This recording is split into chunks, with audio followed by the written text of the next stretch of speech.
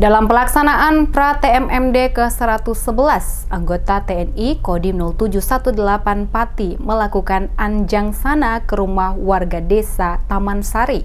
Sersan 2 Irwanto mengaku mendapat pengalaman baru membuat empek-empek dengan Ali Mahmudi, produsen empek-empek di desa Taman Sari.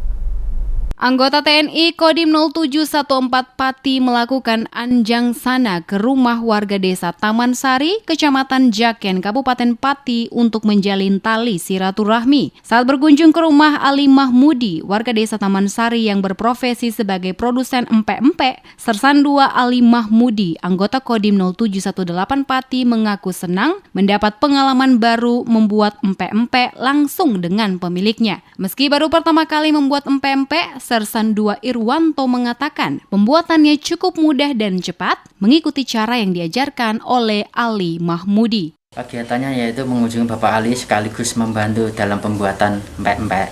Kesannya senang dan itu merupakan salah satu pengalaman dari saya, dan saya bisa tahu apa yang tidak tahu menjadi tahu dalam pembuatan empek-empek. Harapan ke depan usaha ini terus dikembangkan dan menjadi maju, khususnya di desa ini, dan Bapak Ali usahanya semoga menjadi lancar dan berkembang. Senang dan seru, Mbak, ada Bapak TNI kesini membantu membuat empek-empek.